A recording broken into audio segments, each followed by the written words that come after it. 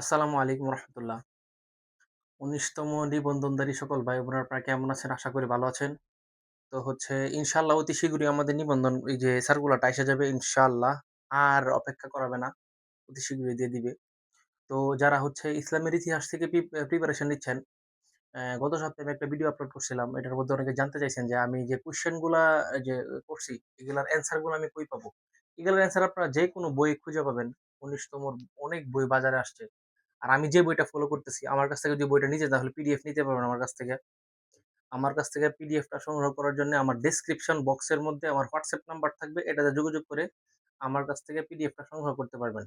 So এই বইয়ের মধ্যে খুব সিকুয়েলি খুব সুন্দর করে আলোচনা করছে। Step by step, step by step. Syllabus এটাই সিলেবাস। শুধু এই বইয়ের মধ্যে শুধু একটা টপিক না, এটা মুসলমানদের সাহিত্য স্থাপত্যকলা ও চিত্রশিল্প আরকি। যে 4th ইয়ারে যে বইটা আমাদের পাঠ্য। এই টপিকটা শুধু আনে নাই। তো এই টপিকটা আলাদা পড়ে নিবেন বা আমি যারা আমার কাছ থেকে পিডিএফটা নিবেন, তাদেরকে পরবর্তীতে সিলেবাস দেওয়ার পর আমি দেখব সিলেবাসটা আছে কিনা। তো এটা থাকে তাহলে আমি এটার পিডিএফ ও আপনাদেরকে আমি দিয়ে দিব। যারা আমার কাছ থেকে পিডিএফটা নিবেন তাদেরকে আমি আলাদা একটা গ্রুপে এড করব ইনশাআল্লাহ। এখন থেকে না সপ্তাহে ২ টা মডেল টেস্ট হবে ইনশাআল্লাহ। বৃহস্পতিবার আর শুক্রবারে। সার্কুলারটা আসার পরেই সিলেবাস ওয়াইজ প্রতি বৃহস্পতিবারে, শুক্রবারে মডেল টেস্ট হবে। যারা আরকি মডেল টেস্ট দিতে চান, মেসেঞ্জার গ্রুপে এড হতে পারবেন ইনশাআল্লাহ। আর ওইখানে ওই মডেল টেস্টের উপরে যে টপিক গুলা থাকবে, প্রত্যেকটা টপিকের ম্যাটেরিয়ালস আমি পিডিএফ করে দিয়ে দিব। আর এই টপিক বেসিসে বৃহস্পতিবার আর শুক্রবারে মডেল টেস্ট হবে। তো কথা না বাড়িয়ে চলুন শুরু করি। আগের যে ভিডিওটা ছিল এটার মধ্যে কিছু র‍্যান্ডম কোয়েশ্চেন আলোচনা করছিলাম। তো আজকেও কাইন্ড অফ সেম। আমরা শেষ কুস আমরা শেষ করছিলাম দিল্লি সালতানাত। আমরা জানি যে দিল্লিতে আরকি সালতানাত বংশ প্রতিষ্ঠা করছিল মুহাম্মদ ঘুরির যে ক্রীতদাস ছিল, এই যে কুতুবউদ্দিন আইবেক, উনি যে উনি ছিল ক্রীতদাস মোহাম্মদ ঘুরির।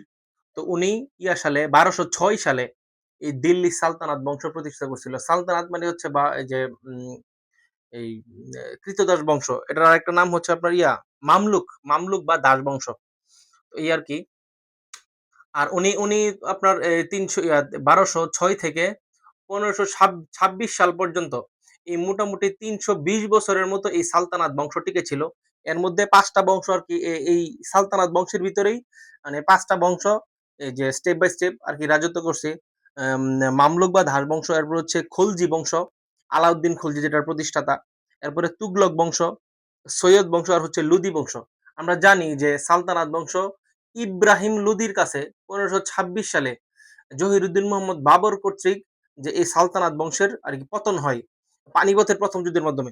আচ্ছা যাক, আজকে আমরা যে টপিক নিয়ে আলোচনা করব তা আমরা যেখানে শেষ করছিলাম যে দান দানশীলতার কারণে যে কুতুবউদ্দিন আইবেককে কি বলা হইতো?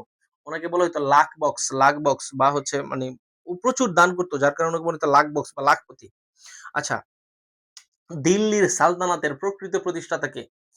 দিল্লির সালতানাতের প্রকৃত প্রতিষ্ঠাতা ইলতুৎমিশ। আমরা জানি যে এম কু সাইয়া কুতুবউদ্দিন আইবেক উনি ছিল মানে প্রতিষ্ঠাতা। তো উনি মাত্র ৪ বছর ক্ষমতায় ছিলেন। উনি ১২১০ সালে অ্যা মারা গেছিলেন।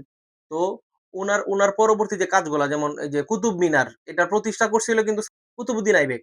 তো এটার পরবর্তীতে এটার কাজ আঞ্জাম দিছে। এটার পরিপূর্ণ কাজ-টাজ করছে ইলতুৎমিশ। আর ইলতুৎমিশ ছিল কুতুবউদ্দিন আইবেকের জামাতা।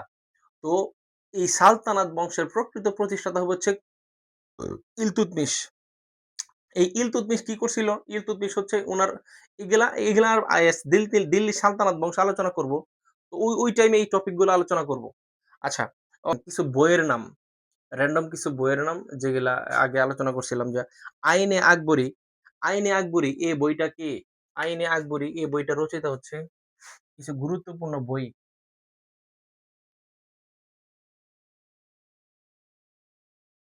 আইনে আকবরী। এই আইনে আকবরী এই বইটা কে লিখছিল? আইনে আকবরী লিখছিল এই যে সম্রাট আকবরের সভাকবি আবুল ফজল। আইনে আকবরী বইটা ছিল আকবরনামা। আকবরনামা যে বইটা, আকবরনামা বইয়ের ৩য় খণ্ড। আকবরনামা বইয়ের ৩য় খণ্ড আইনে আকবরী বই। আচ্ছা, এরপরে এই আলমগীর নামা। আলমগীর নামা কে লিখছিল? আলমগীরনামা লিখছিলেন মির্জা মোহাম্মদ কাজিম। তো আলমগীরনামার টপিক কি ছিল? আইনে আকবরের টপিক ছিল সম্রাট আকবরের যে জীবন কাহিনী, এটা তৃতীয় খণ্ড ছিল। আইনে আকবরে ছিল যে সম্রাট আওরঙ্গজেবের যে রাজত্বের প্রথম ১০ বছর, এই ১০ বছরের যে ইয়াগুলা কার্যকলাপ, এটা ছিল এই যে আলমগীরি এই কিতাবের মেন বিষয় বা মূল বিষয়। এটা ছিল আলমগীরনামা। তো আলমগীরনামা,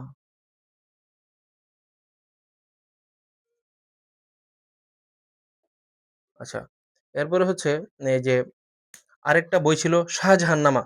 শাহজাহাননামা, এই শাহজাহাননামা বই কে লিখছিলেন? এনায়েত খাঁ। শাহজাহাননামা বই কে লিখছিলেন? এনায়েত খাঁ। আপনারা টপিক লিখে রাখেন। শাহজাহাননামা বই লিখছিলেন হচ্ছে এনায়েত খাঁ।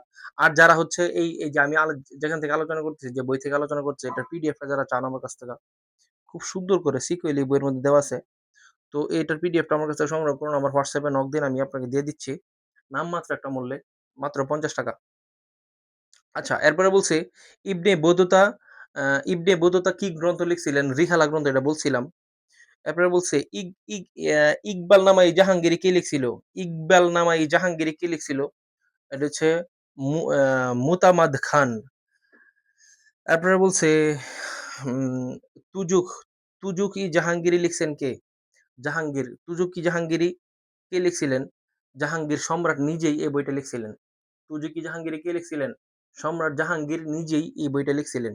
এরপরে হচ্ছে রাজমালা।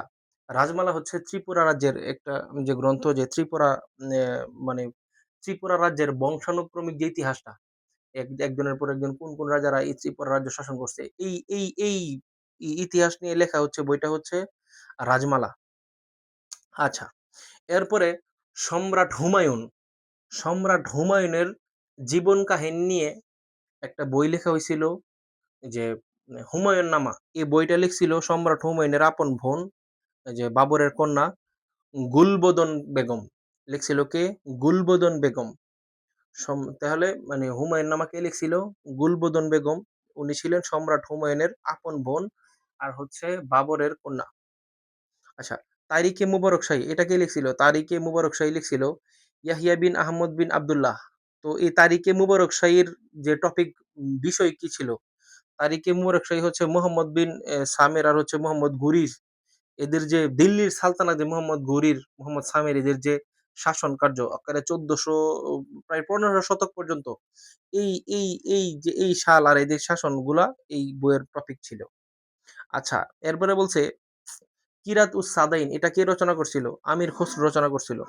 আলী মোহাম্মদ খান রচিত মিরাটি আহমদি। মিরাটি আহমদি, এটা কে রচনা করছিল? এটা রচনা করছিল আলী মোহাম্মদ খান। আর যে আর হচ্ছে মা আসির উল উমারা। মা আসির উল উমারা, এই গ্রন্থটা কে রচনা করছিল? এই গ্রন্থটা রচনা করছিল হচ্ছে শাহনওয়াজ খান। শাহনওয়াজ খান।